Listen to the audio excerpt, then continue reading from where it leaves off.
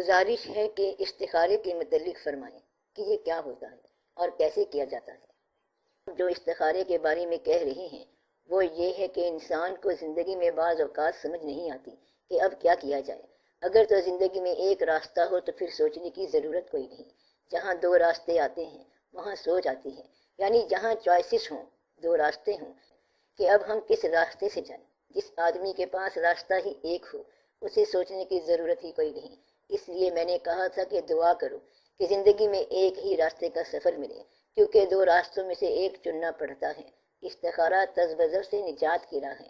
جہاں تذبذب پیدا ہو جائے کہ اب ہم کیا کریں تو استخارہ کرتے ہیں، اور زندگی میں ہر مقام پر تذبذب آ سکتا ہے۔ یہ مزاج ہوتا ہے۔ جس مزاج میں تذبذب ہو وہ کہتا ہے کہ یہ بات اچھی ہے، کر لی جائے، پھر سوچتا ہے کہ یہ کیا بات ہے۔ مثال بتائی گئی ہے دو پاگلوں کی۔ وہ کہنے لگے آؤ ہم مل کر بیڈمنٹن کھیلیں۔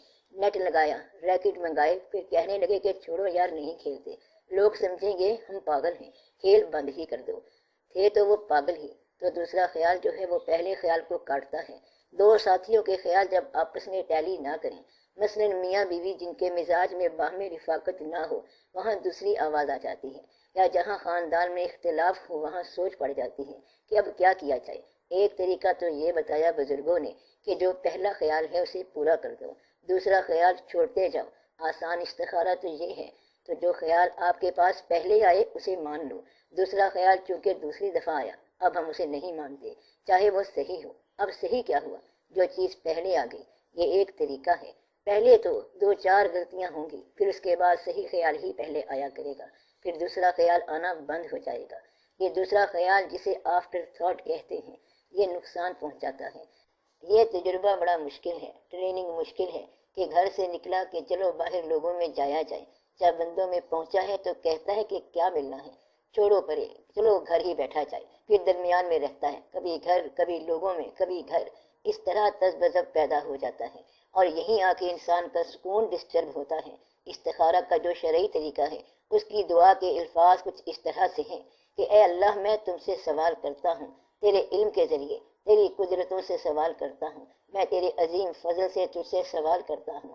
تو قدرت رکھتا ہے، میں قدرت نہیں رکھتا، تو جانتا ہے، میں نہیں جانتا، تو مخفی کو جانتا ہے، تو چھپی ہوئی باتوں کو جانتا ہے، تو عیب چھپانے والا ہے۔ اگر تو جانتا ہے کہ یہ کام میرے لیے دین اور معاش اور عاقبت کے لیے بہتر ہے تو اس کام کو میرے لیے آسان فرما دے، اور اگر تو جانتا ہے کہ یہ کام میرے لیے دین، معاش اور عاقبت کے لیے اچھا نہیں ہے تو اس کام کو مجھ سے اور مجھے اس کام سے باز رکھ، اسے مجھ سے دور کر، مجھے اس سے دور کر، اور میرے لیے نیکی کی راہ طے کر، آسانی مقرر فرما، اور پھر مجھے اس راہ پر راضی رہنے کی توفیق دے۔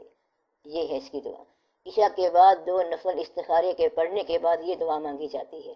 اگر عربی میں پڑھی جائے تو جیسے میں نے بتائی ہے، اگر عربی میں یاد نہ ہو تو لینگویج میں نے بتائی ہے وہ کر لو کہ تیرے علم اور تیری قدرت کے حوالے سے لایا ہوں سوال اپنا تیری بارگاہ میں کہ تو جانتا ہے اور قدرت رکھتا ہے، اور میں جانتا بھی نہیں اور قدرت بھی نہیں رکھتا۔ اگر تو جانتا ہے کہ یہ کام میرے لیے آسان یا اچھا ہے نیکی کے لیے تو اس کام کو اور آسان فرما دے اور اسے مقرر کر دے۔ اگر تو سمجھتا ہے کہ میرے لیے یہ کام مناسب نہیں تو اس سے مجھے اس سے جدا کر دے، میرے لیے نیکی کی ایک راہ طے کر، مقرر کر، اور پھر مجھے اس پر راضی رکھ۔ یہ دعا کر کے کہتے یہ ہیں کہ اسی مسئلے پر سو جاؤ، خواب میں اشارہ ہو جائے گا، ایک دن کرو، دوسرے دن کرو، ضرور اشارہ ہو جائے گا، یا کیفیت مرتب ہو جائے گی، یا آواز سنی جائے گی، یا ایسا حادثہ ہو جائے گا کہ دوسرا کام بند ہو جائے گا، یا یہ کام آپ سے چھن جائے گا۔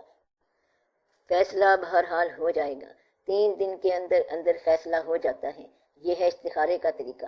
اس کا دوسرا ایک اور طریقہ یہ ہے کہ ہم نے تو کر لیا فیصلہ، اب تو اس کو آسان فرما۔ یہ کون لوگ ہیں جنہوں نے استخارہ نہیں کیا، فیصلہ کر لیا کہ یہ کام ہم نے کر لیا جی، اب اس کو تو کامیاب کر۔ ایک بزرگ تھے، ان کا وصال ہو گیا۔ انہوں نے زندگی میں بہت سارے لوگوں کو خلافت عطا فرمائی۔ بزرگ بڑے مشہور تھے۔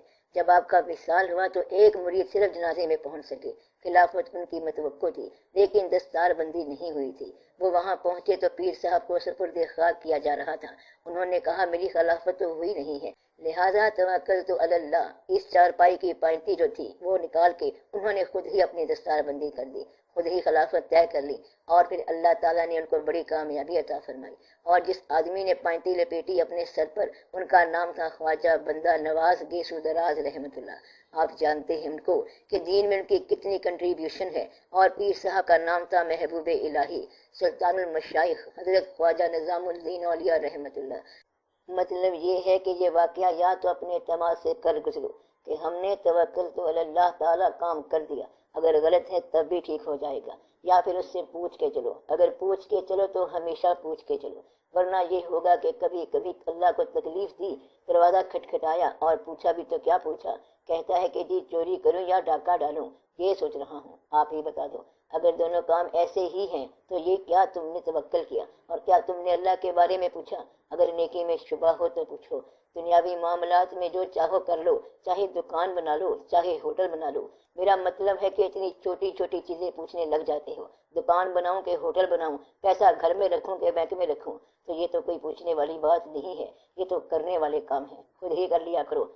تو اللہ تعالیٰ سے وہ بات پوچھو جس کا تعلق دین سے ہو، دنیاوی کام تو خود ہی طے کر لیا کرو۔ اللہ تعالیٰ نے خود تمہیں حق دیا ہے، مثلا میں اپنی جائیداد پیسہ اولاد میں تقسیم کر دوں یا نہ کروں، یہ کیا پوچھنے والی بات ہے؟ ضرور کر دو، نہیں کرنا چاہتے تو پھر کسی اور کو دے دو، یہ ہے آپ کا مسئلہ۔ آپ کا یہ مسئلہ بھی ہے کہ مر جاؤں تو پیچھے پیسہ وہ لے لے گا، یہ تو پھر ہوگا۔ کہتا ہے مرنے پہ مجھے اعتراض نہیں ہے، مگر پیسہ کیسے دے کے جاؤں، تو پیسہ پہلے دے دے، یہ اچھی بات ہے۔ تو بوڑھا آدمی لوگوں میں رہے یا گھر میں رہے، اس کا دار و مدار اس کے اپنے اوپر ہے۔ اگر گھر میں رہے لوگوں سے بچنے کے لیے اور گھر میں رہنے کا اور کوئی جواز نہ ہو، تعلق باللہ نہ ہو، تو بہتر ہے کہ تعلق بالدنیا ہی ہو۔ صرف تنہا رہنا بغیر خیال کے یہ تو ایک سزا ہے۔ اگر آپ کا تعلق ہو اللہ کے ساتھ تو پھر محفل ہو یا تنہائی ہو، دونوں ٹھیک ہیں۔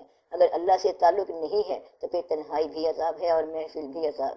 دیکھنا یہ ہے کہ آپ کا تعلق کس ذات سے ہے۔ دیکھنا یہ چاہیے کہ پبلک سے ڈرنے والی تو کوئی بات نہیں ہے۔ پیغمبروں کے لیے بھی اللہ نے یہی دنیا رکھی کہ اسی کے اندر پیغمبری ہونی ہے، اسی کے اندر ولایت ہونی ہے، اسی کے اندر اللہ کی راہ اور نیکی کی راہ طے ہونی ہے۔ ایک مقام پر ہے کہ دنیا کو برا نہ کہو، زمانے کو برا نہ کہو، یہ سارے کا سارا اللہ کا رنگ ہے۔ ایک اور مقام پر ہے کہ زمانے کو بہت اچھا نہ سمجھو، یہ سارا غیر اللہ ہے۔ اب اس کے درمیان ہے ساری کہانی۔ اب اسی دنیا کو خیر بھی کہا گیا ہے، اسی دنیا کو شر بھی کہا گیا ہے، اسی کو عین حقیقت کہا گیا ہے، اسی کو غیر حقیقت کہا گیا ہے کہ دنیا جو ہے یہ چند روزہ کھیل ہے۔ لیکن یہ بھی کہا گیا ہے کہ وما ہوا بالحزل، یہ حزل بھی نہیں ہے، رونق ہے، باطل بھی نہیں ہے اور عین حقیقت بھی نہیں ہے۔ یہ کائنات عکس حقیقت بھی ہے اور حجاب حقیقت بھی ہے۔ اس دنیا میں تم حقیقت نہیں پا سکتے۔ اس کا جواب کیا ہے کہ سماج آپ کو کبھی اللہ کے پاس جانے نہیں دے گا اور سماج ہی سے تم نے اللہ کا راستہ لینا ہے۔ دونوں باتیں صحیح ہیں۔ اب آپ کے اپنے عقیدے پر دار و مدار ہے کہ آپ کیا کریں گے، کیسے چلیں گے۔ اس لیے نیکی کا راستہ کوئی خاص راہ نہیں ہے کہ یہ جی ٹی روڈ نیکی کی طرف جاتی ہے۔ نیکی جو ہے یہ آپ کے اپنے مزاج کا سفر ہے کہ آپ کہاں پر کیا کرتے ہیں۔ لوگوں کے ساتھ نیکی کرو، یہ بہتر ہے۔ جس طرح نیند کے بارے میں کہا گیا کہ نیند جو ہے وہ برے آدمی کے لیے بہت اچھی شے ہے اور اچھے آدمی کے لیے بہت بری شے ہے۔ برے آدمی کے لیے اس لیے اچھی ہے کہ وہ برائی سے بچ جاتا ہے، اور اچھے آدمی کے لیے اس لیے بری ہے کہ جب وہ سو جاتا ہے تو اچھائی سے محروم ہو جاتا ہے۔ اگر آپ کے اعمال نیک ہوں تو نہ سونا، نیکی جاری رکھنا، اور اگر اعمال بد ہیں تو بہتر ہے کہ سو جاؤ۔ اسی طرح پبلک میں جانا ہے، لوگوں سے ملنے میں اگر نیکی بہتر ہوتی ہے تو پھر کرتے جاؤ، اور اگر بدی کے بڑھنے کا امکان ہے تو نہ جاؤ۔ اس کا فیصلہ آپ نے کرنا ہے۔ سماج نہ نیک ہے نہ بد ہے، یہ آپ کے اپنے فیصلے کا نام ہے۔